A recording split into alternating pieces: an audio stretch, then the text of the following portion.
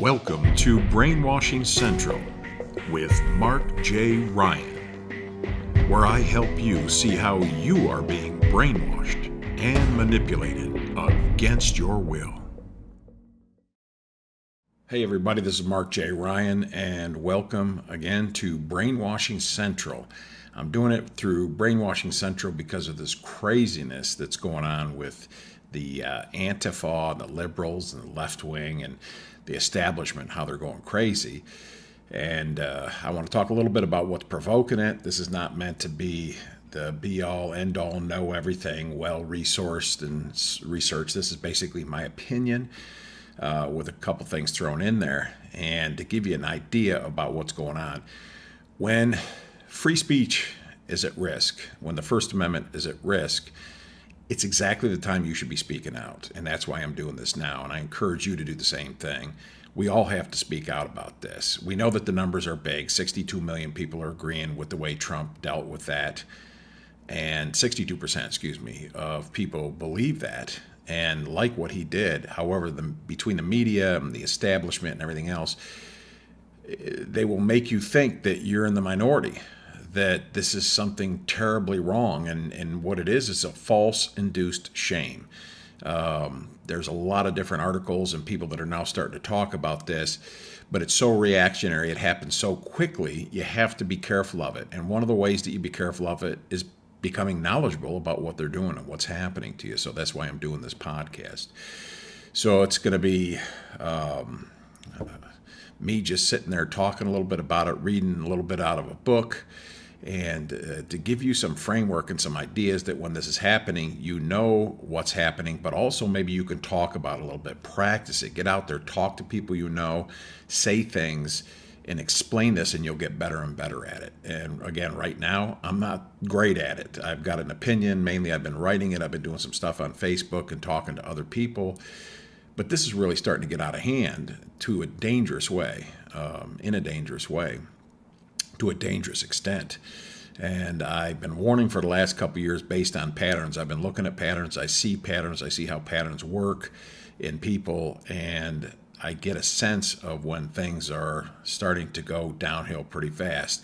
Now, a couple of years ago, I thought there was going to be some kind of a stock market crash based on what the economics and finances were.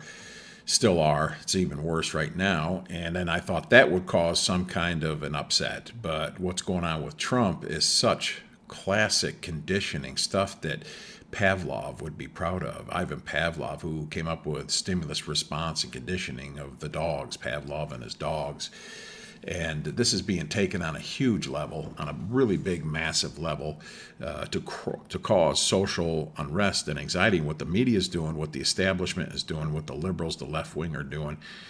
We're in a war. This is a war. This is an information war. I know Alex Jones has his channel. I got a little clip of some crazy guy in Seattle that went after him today, threw coffee on him, and how he was just incoherent. And he had a lot of people like that where he was in Seattle. There is, these people are being provoked. Their insanity, the worst part of humans and who we are, is being provoked right now. And the media is doing this again. The leftists, the liberals, the Democrats, they're encouraging this. But what they don't realize is what's at risk. And they have no idea the opposition that they're up against just because the people are silent and not saying anything. And because the media that they watch, they have no right opinion, conservative opinion. It's just not there. But they're trying to do two things at one time. One, condition their ideas as being right, and if you don't believe in them, they're going to shame you. It's a false type of shame. It's not a real shame, but it's tapping into the basis of what we feel is shame. And they know what they're doing. It's very strong. And the other thing is they're trying to take our words. We take a word like alt-right, and it is now you can't say alt-right anymore because they're conditioning it, because alt-right means that you're now a racist. A white nationalist is now racist. Nazis, we know what Nazis are. We know what the white supremacists are. We don't have to think about anything. These guys have been protesting this, their little things where they have protests, very little violence. Most of the people just ignore them and they go away. they go away, and they're getting smaller and smaller as a group in America. This has been shown and proven. But now Antifa wants to come in there because they need something to be upset about. They need something to complain about, and there's nothing out there. The Russian narrative has gone away. There's nothing anymore. What else can we do? It's not big enough, so we have to create it. The guy that did the Charlottesville thing, if you look at his history, just do a basic search on this guy's history, he was part of the Occupy movement, Wall Street movement. He was a big, avid Obama supporter for 8 years, and all of a sudden, November 16th, he shifts and turns and becomes a Nazi. Yeah, I think he was intentionally put there. There's a reason he went and became a Nazi, to stir up and aggravate people and crowds, and to create a confusion and to create a mix of people in the mix so they can all be labeled. And it's funny that for all these years, that when ISIS has been going nuts and bombing people, and they say you can't blame all Muslims for this, you can't blame all Muslims for this, that all of a sudden now they want to blame all Republicans, all people on the right, being Nazis. Donald Trump must be a Nazi. They're trying to make him into something that he's not by guilt by association. They're trying to make this a stimulus response, like somebody conditioning your dog to sit or jump or eat or wait or whatever it is, attack, and they're being conditioned on the attack. You think about Obama for 8 years. 8 years Obama, and then 2 of the years he had the Congress and he had the Senate, the House and the Senate. He could have passed any law he wanted about statues. Where was those laws then? Where was the Antifa then? Where was the anger and the upset? Nobody even cared. Nobody even cared. But what they're doing is they're creating stimulus and response again. So each side, they're going to try to attach, called backing up an anchor. You know, when Pavlov, and I don't know if I have this exactly right, Pavlov was ringing a bell when somebody came in with food, when the dog was salivating.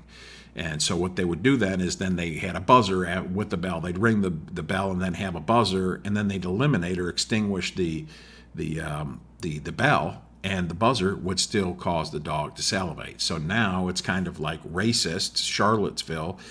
It's like Donald Trump was driving that car in Charlottesville. That's what they want. They want that energy attached to you. So with the Pavlov, with the 2 dogs, the stimulus that was once on the bell is now attached to the buzzer. So the stimulus that's on the hatred and the anger and the upset with the liberals and the establishment, and they're feigning all this crazy, let's cut these statues down. And I watched people cutting it with the saw the other day, and then they're taking statues down. It's just crazy. It's out of control.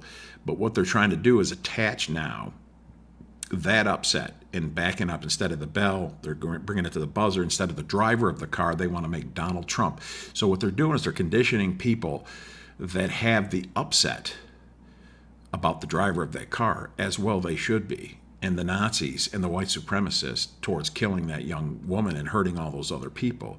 They're taking that energy. They keep doing this. This is a process and a pattern they do over and over and over again. And the best thing is to be aware of it and not be caught up in it, and know what's trying to be done to you. And that's why most people, when NBC or ABC did an interview where they were asking three women, 2 black women and a white woman from the South, how they still felt about Trump, and they were just like, hey, we didn't elect Trump to be our moral leader. We didn't elect him to be the Pope. We didn't elect him to be our priest. We elected him to get things done. We know about who he is and his morals, just as regard to his family and everything else. And yeah, he's got a potty mouth sometimes, and he does other things. But you know what? The guy that's the plumber that comes to your house that needs to fix the plumbing, I don't care what his moral status is, or what his beliefs are. If he can fix the plumbing in the house, and he's not going to steal anything moral-wise, as far as, okay, if he's a thief, I can hear the arguments in my head. Sometimes I'm doing this so much on Facebook. But what his beliefs are, I don't care if he's a Muslim, if he's a Jew, if he's a Christian, in the sense of if he's a Baptist, or if he's a Pentecostal, or if he's a Catholic. I don't care. Can you fix the plumbing? We're beyond the morals. But here's the situation that's happened in the United States with Donald Trump and the people that elected him and the people that don't like him. What has happened is that Obama was in that seat for 8 years, And what happened is people looked at him like a god. Okay, think about the attachment, the bell and the buzzer, the bell and the buzzer. So people think about Obama as a god. He is a god. You know, he's the president, he's a god, and he acts a certain way and he talks a certain way. And they've projected all these qualities on him. But it's also bell and buzzer. It means the presidency. And this is one of the reasons they were so crazy when Trump won and they lost to Hillary, is that Trump is now sitting in the God's throne, their God's throne, the establishment, what the presidency meant, how the president should talk, how the president should act based on Obama. So they've created this anchor and fused this together. And now that Trump's in there, they can't stand it because it's like having a picture, you know, to them it would be like having a picture there of Obama and then them taking the picture out and putting one of Adolf Hitler or Joseph Stalin or somebody else like that in there. People would be like, oh, the seal of the president, how could that be? That's how they think about Donald Trump, that bad. And so what's happening is that they're having all kinds of internal struggle about these feelings of who the president is and how the president should speak and how the president should talk. The other aspect of it is the sense of the establishment. Most of Hollywood or most of Washington and the establishment are lawyers. Lawyers talk a certain way. They have a way of decorum, of talking to each other, of being with each other, of using certain words. You can't talk this way, you can't talk. And if you go outside of that realm, they're offended. It's crazy. They're offended. This is not right. This is not the proper way. A president should not do that. Well, Obama was a lawyer. Michelle was a lawyer. Clinton was a lawyer. Bush was not. That's probably one of the reasons they went after Bush. But the establishment expects a certain type of legal languaging that's going on. If you go outside of that boundary, it offends them, because they think this is the way the country should be run. This is America. This is the D.C. swamp. But we know how many legal things have been going on with Hillary Clinton and that crew and Comey and how that stuff is all let go. And now they got Mueller on the attack. We know, and I know from personal history, which maybe I'll get into at some point, of how corrupt the legal system is. But yet they put on this demeanor, this decorum of this is how we are, and this is how we act, and this is the way it should be. And it's basically the power establishment that is behind the legal that keeps things in the way and in the framework of how they want it to be to continue to control the country. And what's happening is that's why the deep state and the left and the establishment is going nuts, and they're not condemning ANTIFA for committing all these felonies and these crimes against innocent, decent people. And these people, ANTIFA is acting like the Nazis they're supposed to be against, but yet you don't hear anything coming out of the left for it, because they're using them right now to protect their establishment of power, aka the swamp, the sewer, whatever you want to call it. And this has been going on for thousands of years. This is nothing new, but you have to get an idea and a sense of how they're doing it and how they're manipulating you and trying to manipulate you with this false set of feelings and shame to try to do it. What I want to do right now is I'm going to read you a little, I've got this book, I want to read you a little something called Monsters, let me get this in here, right? Monsters and Magical Sticks by Stephen Heller and Terry Steele. This is a great book. Introduction by Robert Anton Wilson. He has been a little bit dark in the past, but I like what he has to say in the introduction to this. So what I'll do is I'm going to read you a little bit that gives you a sense and an idea of how this has been dealt with for years. But just stick with me. Listen to this. Let me read you a little bit of what he says here. And again, this is my opinion, and you just tell me if you think it's resonating inside of you or what your thoughts are on this. Okay, out of Monsters and Magical Sticks. So basically what this is about is talks a little bit about Sinn Féin, which was political, and Jerry Adams, who was the president of Sinn Féin, and he talks about the politics of Irish freedom. So what the Irish were fighting about, for a lot of you probably weren't even alive during that period of time, but what the Irish were fighting about was how the British took them over and changed their culture and changed their language. And everything that you see that's going on in the news right now is about changing the culture and changing the freedom of what's happening here. So this little bit is just, I found it fascinating. So let me switch back over to me. I'm going to be reading this, so just stick with me here a little bit. It talks about how we just had a synchronicity happen where he happened to be on something about speech and excuse me, how things can be controlled and changed, and he happened to open it to this book he was reading. The book I used for the experiment was called The Politics of Irish Freedom by Gerry Adams, who was president of Sinn Féin, and I don't know if I'm pronouncing that right. If I'm not, let me know. I'd be glad to change it. Although Sinn Féin, of course, denies this because they were widely rumored to be the front for the IRA, the Irish Republican Army at the time. And this is the passage I found in the ideological exposition of Mr. Adams, who happens to be a member of the British Parliament at the time, whether or not he is also a front for the Irish Republican Army. I don't know. This is old stuff. This book is back 80s, I think. Matter of fact, I'll look at the front for you right now, and then I'll get to it quickly. 1987 by Stephen Heller. So he says, there is no such thing as a neutral language, for language is the means by which culture, the totality of our response to the world we live in, is communicated. And for that reason, the Irish language had to be destroyed. Right now, what is it? The conservative language has to be destroyed. The American history has to be destroyed. Why? Because without history, you're in the present, which is good if I'm doing work with people and I'm doing coaching and things like that to bring people into the present to get them out of their bad history. But this is just like typical therapy, typical coaching of what they're doing on a massive level. So he says the totality of our response to the world we live in is communicated, and for that reason the Irish language had to be destroyed. And this is what they're doing in America today. When a people have spoken a common language for thousands of years, that language reflects their history, their sentiments, their outlook, and their philosophy. So if you're an enemy and you want to come into a country, that's what you want to go after. Mr. Adams goes on to discuss the Beta Scoir, and I'm not sure how it's pronounced, but it's Batascoir, which was a stick used in the 19th century schools in Ireland.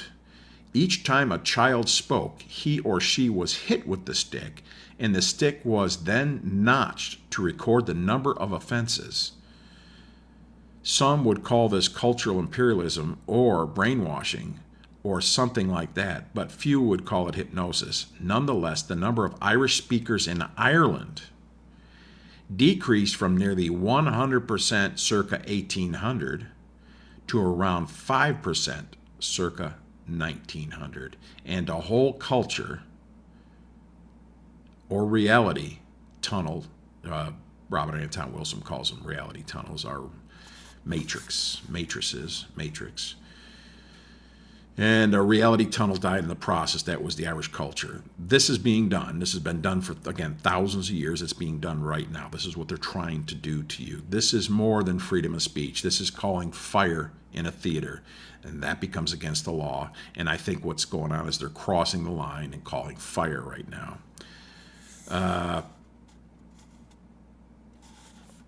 He goes on, talks about different things, but I think you get the sense and you get the idea.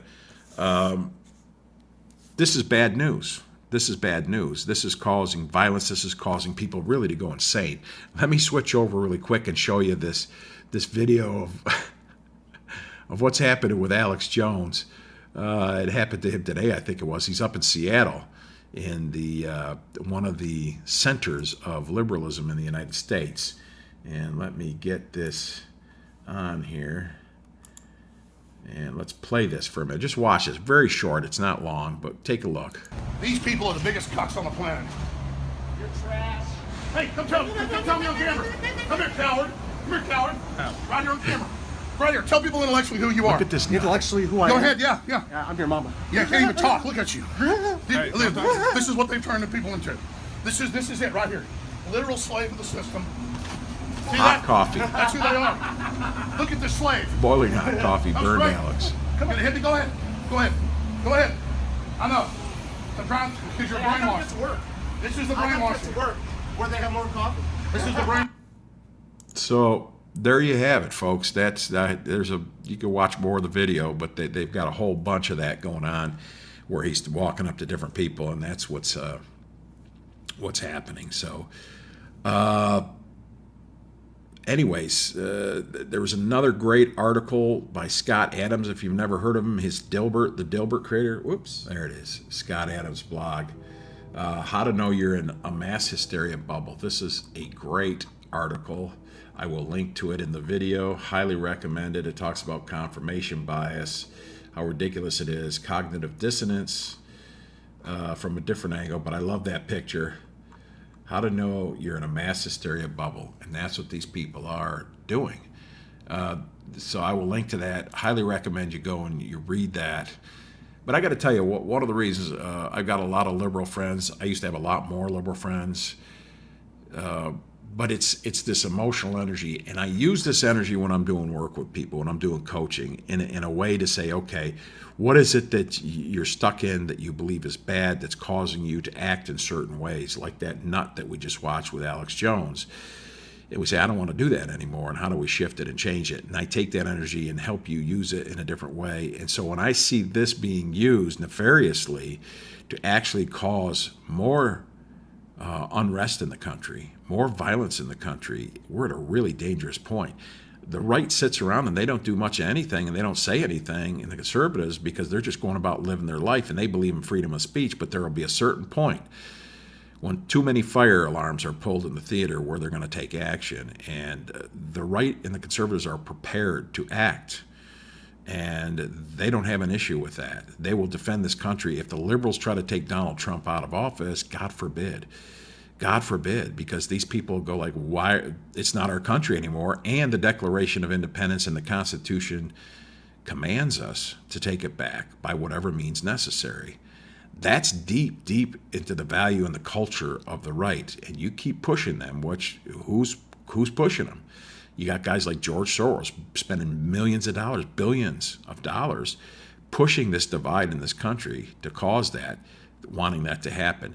That tells me that somebody could get hurt when you yell fire on the way out the door. People could get trampled. People could get killed. Now it's beyond freedom of speech. But do not let them take your freedom of speech away. Be bold, be brave, stand up for what you believe and what you want to say. And I don't care what they call you or how they try to shame you. Let's talk about the shame real quick before we go on this. I want to read a little bit of this by Michael Hall. Michael Hall he's an NLP trainer.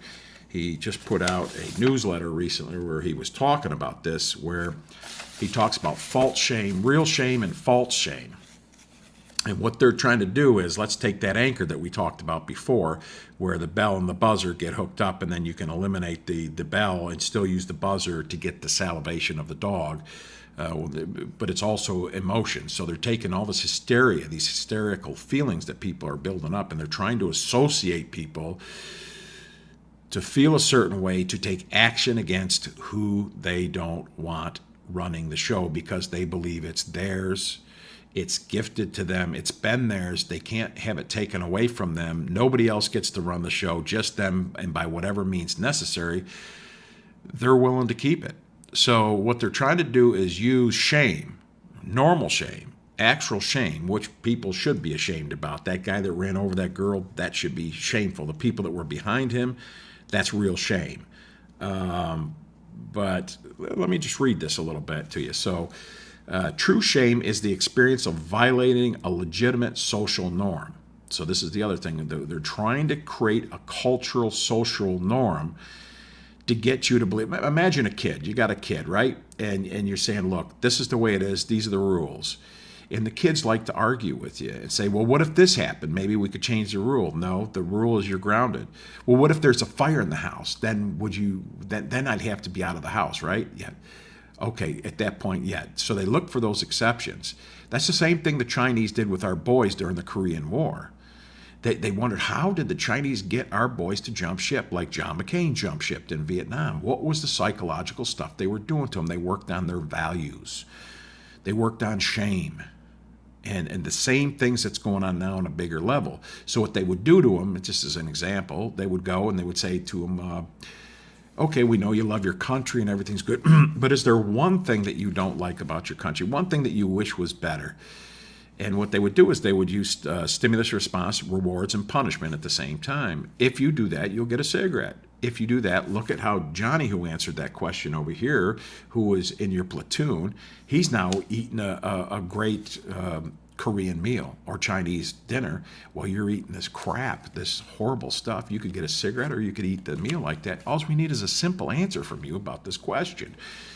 Give us something about America that you didn't like. And so what they would do is that they would say, well, you know what, I don't like the tax system in America. Oh, great, boom. Then they would condition them. They'd give them a cigarette. Remember the bell and the buzzer. They'd give them a cigarette. They'd give them a great meal. And then it would come to the point of saying, well, we need something a little bit more. Can you give us something more?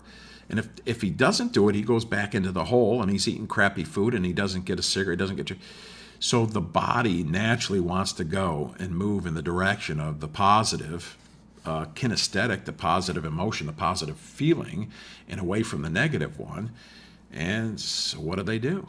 They just continue this process. But before you know it, they're signing statements and they're talking on videos, on television, on film, condemning America. Like, how did this happen? How did this happen? Progressively, they use shame. And then they use positive and negative reinforcement with the value systems of an individual. And so what they're doing now is they're taking, like I said, do you even know the name of the driver, the person that drove the car that killed that girl? In the minds of liberals right now, Democrats, establishment, Donald Trump was driving that car. He might as well have been, right? And they're calling for his assassination. Really dangerous stuff that needs to stop. I don't think the left is aware, because of their little bubble, of the danger they're facing. If they continue this way. So they're trying to use shame, false shame, and hook it up with real shame within your system, cultural shame. Shame, the difference between shame and guilt is something you think about yourself and you feel bad about that you did, and you kind of guilt yourself about it. Shame is cultural and comes from the outside at you. A group of people, your group, it could be a small group, it could be your family. A lot of that's what happens a lot of times with families, with shame. I work with a lot of shame stuff when I'm doing the coaching, the therapy with people. What is the shame of the family? What is the cultural norm of the family that if you go outside of that and do wrong, you're shamed to the people closest to you? Then it's your neighbors. It might be your church. It might be your school. Then it's your local community. Maybe it's your state. Maybe it's your country. So there's all different kinds of levels of shame, and there's normal, the 10 Commandments. They're basically things that we all agree on and say, hey, stick to these things as best as possible. You don't want to steal. You don't want to murder. You don't want to covet things from your neighbor. And these are things that establish good guidelines for a community. But if you want to go outside of that and create different rules that have nothing to do with real cultural shame, you can control people just like the Chinese did with our boys, just like they're trying to do now with us, and get the media. This is, again, dangerous. To me, it's illegal, and it's seditious. It's bordering on treason and trying to intentionally tear this country apart. It is fire in the theater. It needs to be more. It needs to be a lot more than freedom of speech. It needs to be a law that they're breaking intentionally. We know where this is going. Anyways, let me read this. True shame is the experience, and this is Michael Hall, by the way, in his newsletter that came out just recently. True shame is the experience of violating a legitimate social norm, and for all of us, it happens. It's part of growing up and learning to be a member of any family or group.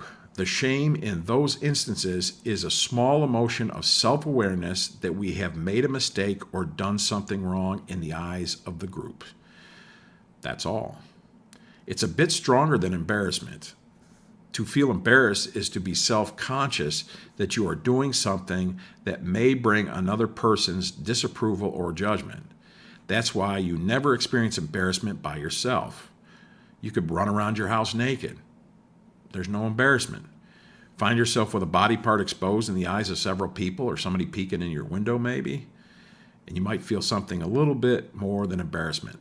That's shame. You now feel ashamed of yourself because you have violated a social convention. That's actual shame. It's a social reality. And so they're trying to take that actual shame and bring it upon us to try to make us feel guilty. They're trying to do that. And the way that you do it is you make people aware of it, you talk about it, you laugh at them. I call them freaks.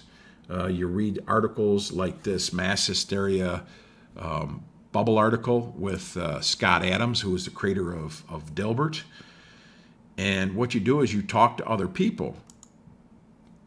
And you're on Facebook, you make it known. You don't hide. If you hide, that means the shame is working on you. If you're afraid to do it, right now, I have been in a position of going like I'm doing some business stuff with different people that this may get me out of a job, but I've got to say, it's the time right now in America to stand up and say something. And not let this get you and not let this affect you, and come out and stand up and talk about it and say, I'm not going to let, this is not, I don't care about what happened with the Nazis in Charlottesville. This is about the First Amendment right. As much as we might despise or hate what they have to say or what they stand for, what's worse is letting them take away the First Amendment and then progressively shaming us to not saying anything, being good little boys and girls and saying exactly what they would like us to say when we would say it. That's not what America's about. America's about the idea of free speech, saying what we want to say, when we want to say it, as long as we're not actually causing physical harm to somebody else. Their feelings may be hurt, and maybe there's something that can be done in a court of law or whatever, but this violence and this conditioning that they're doing to make us all look a certain way needs to stop. And you have to stand up and say something about it somehow, some way. This is the time, because when the blood starts to flow, if you don't do it, and it starts to, and it's nasty in this country, you may wonder, it's going to be harder to stand up then. I promise you, it's going to be harder to stand up then. But you're going to feel a lot better about yourself that you stood up and said something before this all started happening, before it got worse. Anyways, let me know what you think. This is something quick that I've been thinking about, but something quick I put together. Maybe not all the facts are accurate or right. Let me know if they are. I'll correct them in the next episode. Anyways, this is Mark J. Ryan, hoping that you will stand up and say something and protect free speech. And this is not just about Republicans or conservatives. This is Democrats and liberals too. They're not going to take the First Amendment just away from us. It'll be taken away from you, and you may feel good about it. But if your daughter or a family member or son or somebody else might have a little different angle, and you want to give them free speech, but yet the community ostracizes them because of it, you're going to feel it somewhere down the line.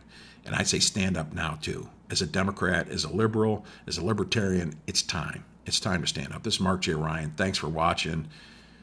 Take care. Talk to you soon. Bye-bye.